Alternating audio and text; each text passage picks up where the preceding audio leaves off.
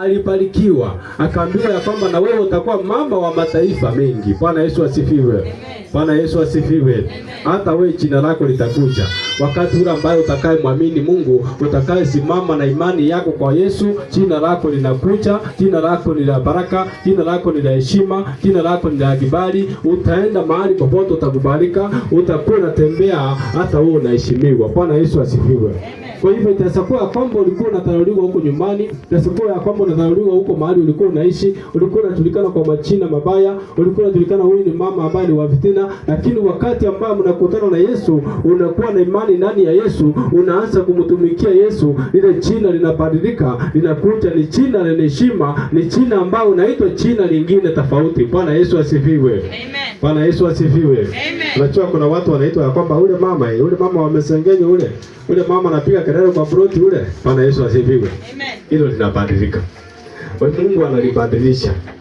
Unaanza kuitwa mhubiri, unaanza kuitwa mshauri. Wakati mtu wako na shida, anaanza kukwambia kwamba enda kwa fulani. Fulani ukienda pale atakushauri na mambo yako yatakuwa sawa. Bwana Yesu asifiwe. Amen. Bwana Yesu asifiwe. Amen. Usidhani ya kwamba watu wale ambao walikuja kumtumikia Mungu walikuwa ni watu wazuri. Hapana. Walikuwa ni watu ambao walikuwa wanadharauliwa. Walikuwa wanajulikana kwa majina mabaya. Lakini wakati walikutana na Yesu, wakati waliokoka, majina yale yalibadilika, ambao wakaanza kukua ni watu ambaye tena wanakuwa wa maana kubwa sana katika familia zao. Bwana Yesu asifiwe. Amen. Kwa hivyo usijali, usione ya kwamba unadharauliwa. Waanza kusema ya kwamba hasa mimi nadharauliwa hivi. Hata nikianza kuhubiri, nani atanisikiliza? Bwana Yesu asifiwe. Amen. Kuna watu wanakusikiliza. Mungu alibadilisha jina, watu wanaanza kukuheshimu. Watu wanaanza kukusikiliza. Utasimama mahali ukahubiria watu na watu hawakuelewa. Bwana Yesu asifiwe. Amen. Bwana Yesu asifiwe. Amen. Najua mimi wakati nilikuwa pale nyumbani, pale ndio nimelelewa, nikakuwa nikiwa pale. Sasa si watu walikuwa wananijua mimi ni fulani wa fulani. Bwana Yesu asifiwe. Amen. Sasa wakati nilisimama nikasema ya kwamba nimeokoka, nimeanza kuhubiri, kuna wengine walikuwa wanasema sasa wewe umeokoka kweli? Bwana Yesu asifiwe. Amen. Umeokoka kweli? Bwana Yesu asifiwe. Hapo ukijaribu kuelezea mtu na Mungu anakuambia si wewe kwanza uokoke. Bwana Yesu asifiwe. Yale madharau yako pale mahali umelelewa, unajua na kuwa kila mtu anakujua pale. Anakujua vizuri. Sasa hapo ukijaribu kuelezea ile neno, mtu anaona kama si huyu ni wa fulani hapa. Hata Yesu alikuwa anadharauliwa hivyo tu. Kwa hivyo sasa wakati waliona ya kwamba hapana, mwisho wakaona ya kwamba hapana. Huyu mtu si wa kawaida. Huyu mtu si wa kawaida. Kuna mambo fulani ambayo yamebadilika ndani yake. Sasa wakati Yesu ambaye nimeokoka, wakati leo hii hata nikienda pale nikisimama kuhubiri, watu wote wanakuja huko, wanakusanyika huko. Bwana Yesu asifiwe. Mpaka wale walikuwa wanadhafanya nini?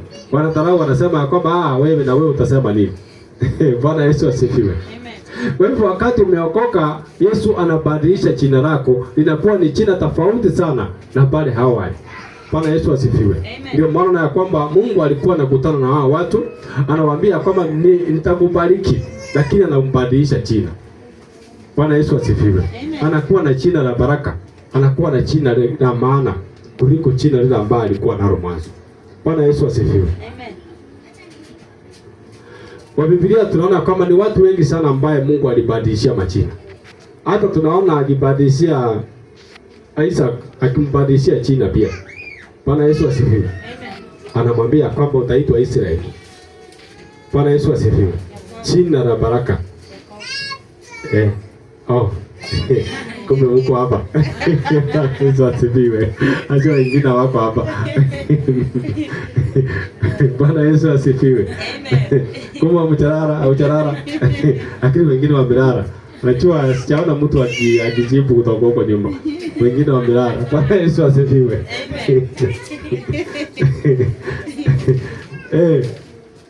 Alimbadilishia jina.